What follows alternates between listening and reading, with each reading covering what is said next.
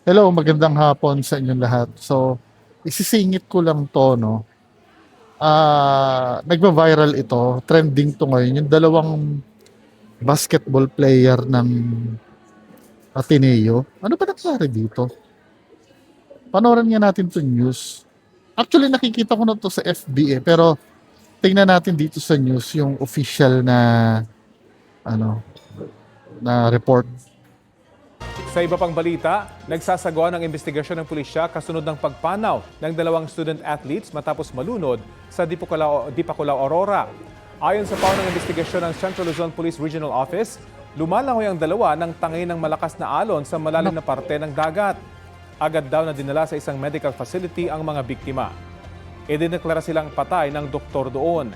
Sa isang social media post naman, kinumpirma ng Ateneo de Manila University ang pagpanaw ni Rene Clerc Baterbonia at Divine Adili ng Ateneo Men's Basketball Team. Nagpaabot sila ng pakikiramay sa pamilya, kaibigan, teammates at coaches ng mga nasawing atleta. Ayon sa universidad, naroon ang mga student athlete para sa isang team building activity. So, sa totoo lang, may mga post na ako nakikita before na parang ano daw yan, military training daw. May accounts pa na parang pinaparolyo sila sa buhanginan, sabay palalanguyin sila, no? Ewan ko bakit ganon. Tapos parang ang nangyayari, wina-watered down nila yung situation. Kasi may na-interview na before niyan na students na sumailalim din sa ganyan. Sino ba yon? Ayan o, katulad nito, no?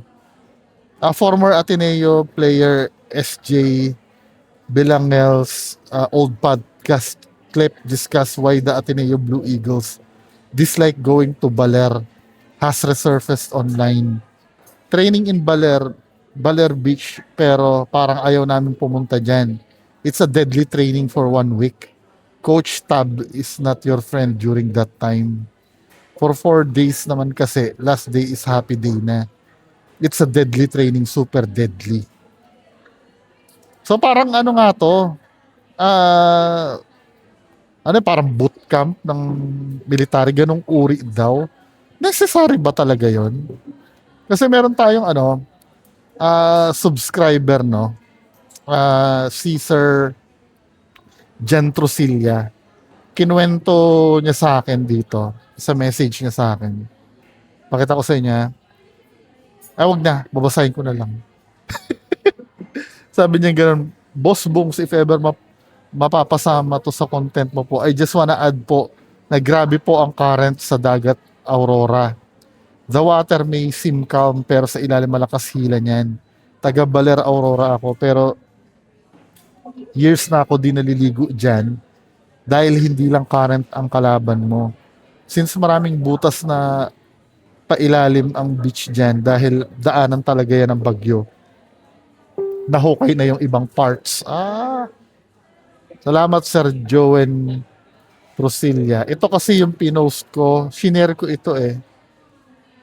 Yung para bang to kinikwento dito sa post ni Attorney Wilfred Garrido. I-zoom in natin ha.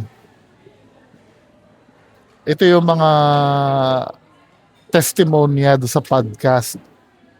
Sabi ito, na parang dadalhin po kasi sa isang resort na tago. Tapos yun po, gigising po kami para po kami magiging sundalo for 1 week. Military training style nga. So hindi nyo po pwedeng iwan hanggang may isang time po si G-Boy Babylonia po. Meron po kasi dapat tatakbo sa buhangin tapos mag-swimming iikot. Hindi po marunong lumangoy yung veterano po namin. Si coach na po yung sumalba sa kanya. So may mga according dito, no, parang meron na talaga nangyayaring mga delikado doon.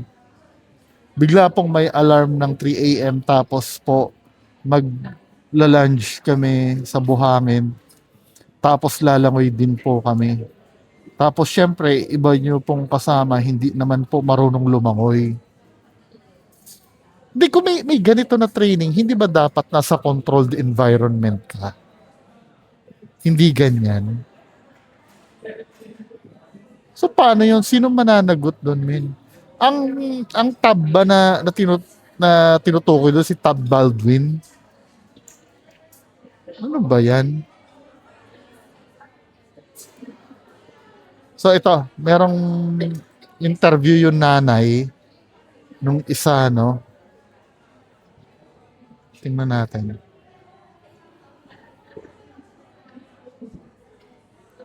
Kaya mag-play. Masakit. Sobrang support ko mula bata hanggang ngayon. Siyempre, men. Diyos ko, anak mo yan. Ina-expect mo mag-aahon sa inyo. Eh, sa bagay, Ateneo. Mukhang, kahit pa sabihin mo may pera. So, scholar siya doon kasi athlete. Siyempre, di ba, men? Promising yung, yung career ng bata, eh. Actually, matanda ng konti siguro sa akin tong player. Tapos ginanon lang nila. Kasi kung alam ko lang na may training sila na ganyan, ma'am, kahit mahirap kami, hindi ko yun. Scholar siguro to, no? Kasi usually pag sinabi Ateneo, alam mo na, mapera. Pero scholar siguro siya doon. Amak yung anak ko, talaga. Di ba wait lang ha, di ba pag mga training na ganyan, dapat sa controlled environment? Basket, ano ba yung, isasabak ba sa gera yan? Di ba, basketball lang naman, kinalaman ng swimming dun, men. Ano ba yun? Or kung kailangan na swimming siguro dahil sa stamina or di ba may swimming pool naman sa Ateneo? Ba't kailangan dyan pa sa sa baler-baler na yan? Sorry ha, hindi ako natatawad sa pero ang nakakatawa kasi, ba't kailangan pan doon? Anong hindi magagawa do sa sarili nilang facility? Na magagawa do sa dagat. 'Di ba? Necessary ba talaga 'yon? Gusto ko ng justice talaga. Kung anong nangyari. Bakit ganun ang nangyari sa anak ko? Siyempre ititigil na nila yan kasi may namatay na eh. Pero kung wala namatay yan, patuloy pa rin yan. 'Di ba? Yan kasi yung mga tradition no. Parang alam mo na, 'di ba, sa mga fraternity. Actually sa fraternity kahit ilang beses na yung may tuloy pa rin.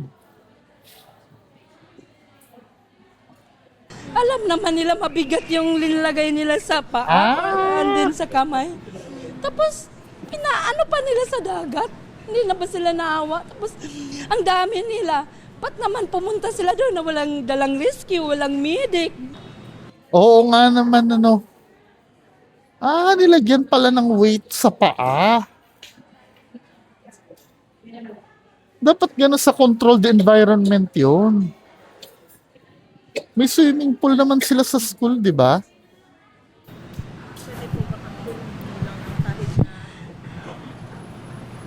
Kahit may sinulong po na mensahe o panadalita lang po. Yun na lang, maibabalik yung buhay nun. Alam niyo po ba magkakaroon sila ng training ng gano'n? Sir, nung pumunta kami dito sa Maynila, sinabi nila, nakausapin kami nila.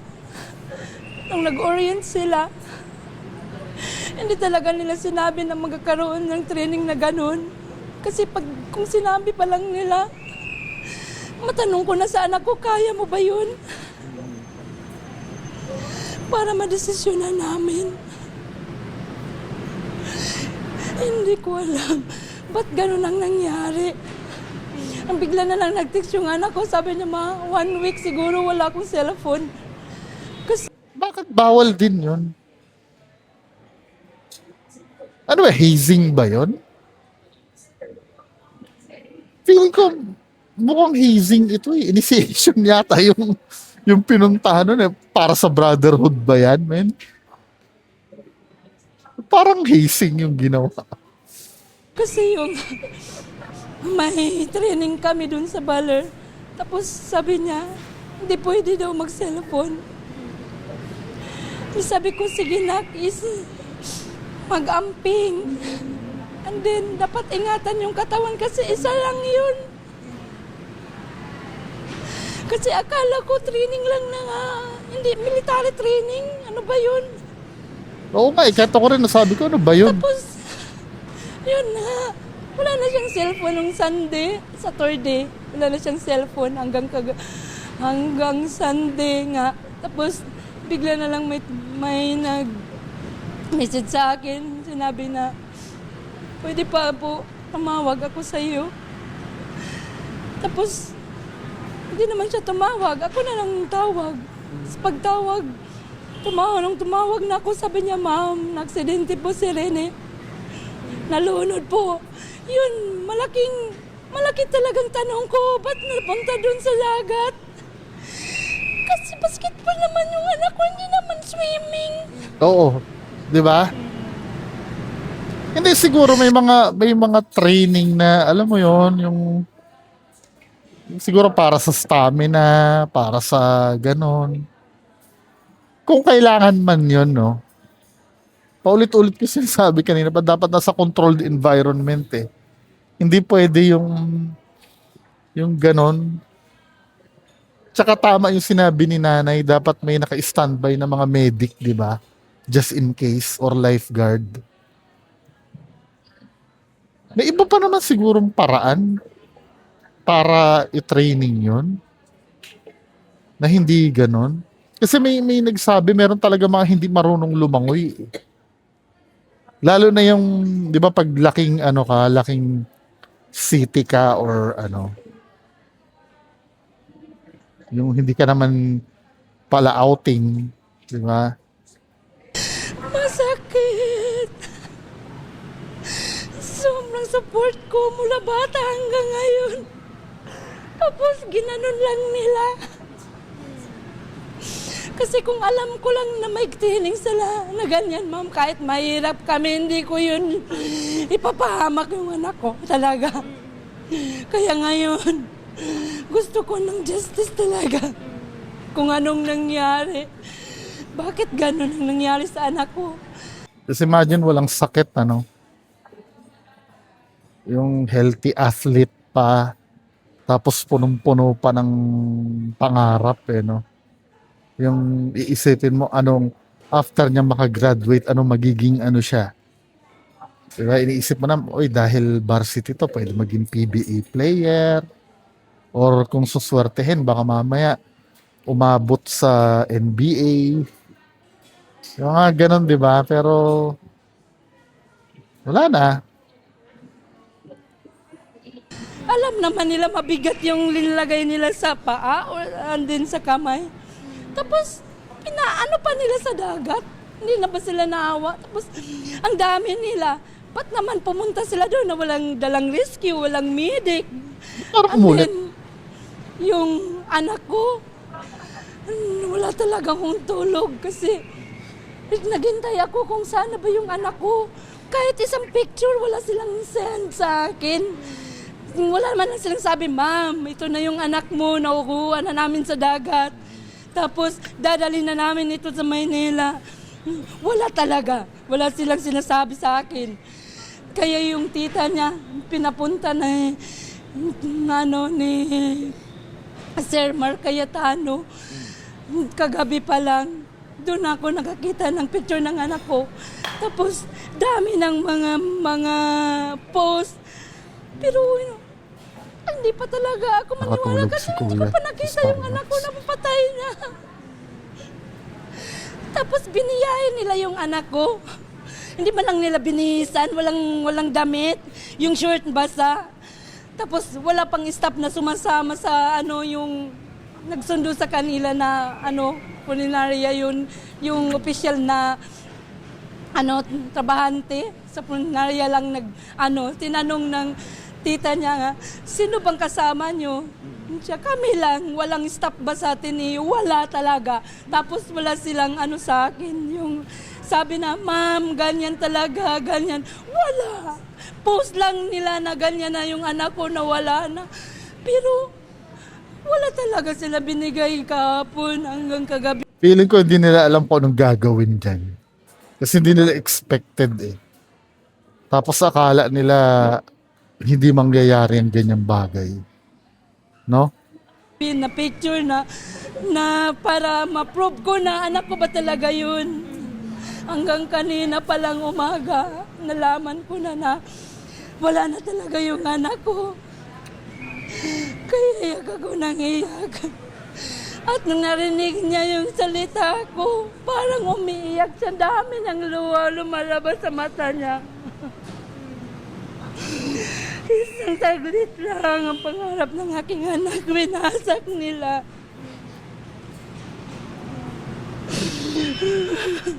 Kaya malaking tanong ko talaga, bakit?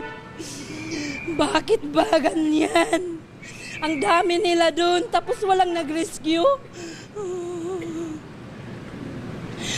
Iba nga ni daw, hindi marunong lumangoy. Ba't nila pinapalangoy lang? Yung anak ko na may 20 kilos yung nabigat. Ay, 20. 20, men. Nung bumili ako sa dali ng ano ba yun? Ng bigas, 25 kilos. Bigat na ako eh. Tapos yun, itatali mo sa paa. Ano ba yun? Hindi siguro ganun talaga, no? Pero sana nasa controlled environment. Hindi to sa dagat.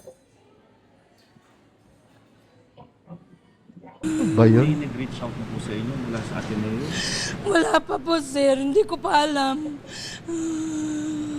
Sa tingin niyo po ba may foul play po ma'am dito?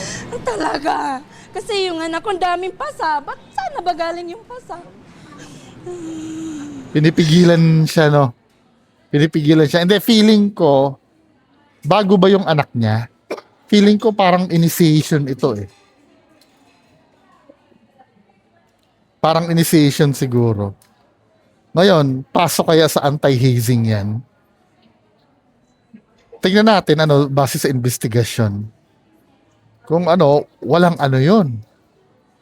Walang bail yun kung anti-hazing law yun, men. Tingnan natin development ako si Coach Baldwin. Wala. Yung nang-video ako, ang dami daw pasa. May pasa dito, may pasa dito, may pasa sa likod. Pinipigilan Pero na hindi siya. ko pa yun nakikita. Kaya sabi ko, huwag niyong galawin. Pumunta ako dyan. Autopsy yun dapat. Napakalaking potential po ng anak ninyo, MVP ng palarong pambansa. Siya po yung inaabangan talaga ng lahat na. Siyempre, ma'am, sakit. Pangarap niya ng mga anak ko. Mahirap kami pero sinusuportan ko talaga ang mga anak ko para makapag-aral, makapagtapos. Kasi dyan namin hinuhugot sa mga talent nila, yung paghihirap namin. Tapos nauwi lang sa ganun. Meron po ba kayong panawagan? Sino po ang gusto niyo managot dito? Sa ngayon, hindi ko pa po alam. Basta isa lang talagang magpa-imbestiga ako kung sino yung gustong tumulong, magpatulong ako kasi wala talaga. Gusto ko lang malaman bakit ganun. Bakit ang tagal nilang nakuha. Ang dami nila tapos hindi nila na-rescue. Bakit naman pumunta sila doon na walang rescue, walang medic? Ang dami akong tanong, hindi pa nasagot. So yun yung panayam, Iniimbestigahan ang pagkamatay ng 2 student athletes ng Ateneo de Manila University. Nalunod po sila sa dagat kung saan nag-team building ang Ateneo Blue Eagles. Labis naman ang pagdadalamhati ng mga kaanak ng isang nasawing atleta. Para po sa detalye, nasa linya ng telepono. Yun lang siguro si Mon na-interview yung Gualdez. isa. Mon, ano ba ang sinabi ng mga kaanak ng nasawing player?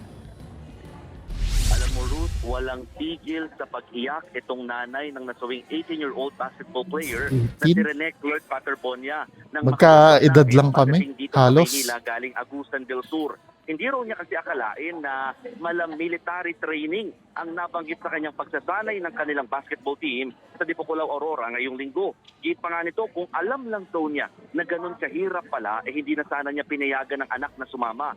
Pinagtataka rin ng nanay ng biktima yung mga Mukhang foreigner din, ano, yung isa.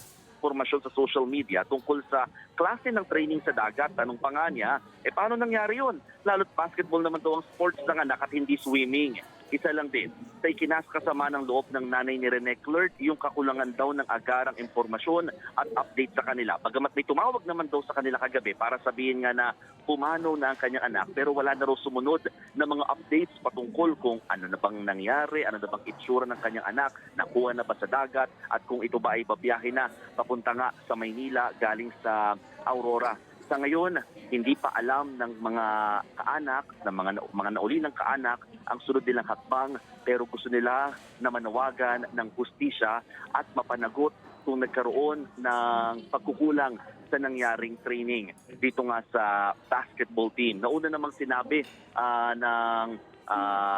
meron tayong ipa-play lamang na panayam sa nanay ng biktima. Pakinggan natin. Tumawag na ako, sabi niya na aksidente po si Rene. Ito lang yung kanina, no? Malakad yung mga players sa dagat na nasa hanggang kita yung lalim ng tubig. Pero nagkaroon nga ng biglaang aksidente o nagkaroon ng current papunta. Ito yung sinasabi nung ni Sir, anong name mo, Sir? Ni Sir Sir Joen. Sorry, hindi ko natatandaan yung name mo, Sir, ha? Sa malalim na lugar ng dagat kung saan tinangay na nga itong dalawang biktima na pareho Biglang hinila pala basketball sila. players ng isang basketball team. May mga lifeguard naman daw yung resort at biro itong unang beses na nagkaroon ng activity sa lugar. Narespondihan naman daw agad itong mga biktima pero pinasama Di ako naniniwala doon. May mga lifeguard pero hindi naka-standby. Di ba? ang palad nasawi nga matapos malunod dito. Halimbawa, may nangyari ganun, hahagilapin pa yung life. Meron nga naman doon, pero, nasa na yung lifeguard, hanggang sa, by the time na, huli na ang lahat, saka lang hahanapin ng lifeguard. Dapat nung time na yon may naka-standby talaga. Tsaka, yung, di ba, meron dapat yung parang ganun, no? Yung barrier. Sa nangyaring aksidente. Ruth? Mon, linawin Pwede naman sa swimming pool kasi yun eh. lang natin yan, ano bang training o team building na yan ay bahagi talaga ng programa ng Ateneo Basketball Team? Yun nga ang ipinagtataka ng mga kaanak ng biktima dahil akala nila training is part of basketball training lang sana, pero ito nga yung pinapit, no? We are trying to get also the side of Ateneo de Manila University tungkol dito para nga malaman ang kumbaga, itong class activity part ng kanilang training as a team. At ito na rin yung ginagawa. Naglabas na nga rin ng Philippine Sports Commission na sila ay nakatakda rin mag-imbestiga separately dito sa naturang insidente para nga malaman kung ano ang naging pagkukulang. Ruth? Yung binanggit mo kanina, no, na sinabi ng local PNP dyan na ito nga nalunod at nagresponde naman agad yung lifeguard. Parang yung dating ba walang foul play o talagang aksidente lang talaga, at yung National PNP ay pumasok na rin ba sa investigasyon? Yung about sa foul play, kumbaga dinisregard ito ng PNP Aurora. Sinabi Kasi nga parang part nga talaga ng ng training. When you say foul play, ang pagkakaintindi ko kasi, sinadya yun na talagang may nagtangka talaga, ganun. Pero naniniwala naman ako accident, pero may kapabayaan talaga. nga nila ay directly wala daw foul play na nangyari dito sa naturang insidente at itinuturing lamang nila itong isang drowning incident. Kumbaga, aksidente raw ang nangyari kaya nasawi itong dalawang basketballista doon sa Dalawa pa, no? Aurora. Sa ngayon, nakatutok yung pinaka-regional office mula sa provincial to regional na nag-iimbestiga at nag-handle nga ng insidente, Ruth. Okay, yan po ang Express Report ni Mon Gualvez. Well, sayang, no? Yung buhay. Tingnan natin yung mga susunod na development dito sa kaso na to. So, yan lang muna ang pag-uusapan natin. Magandang hapon sa inyong lahat. Bye-bye.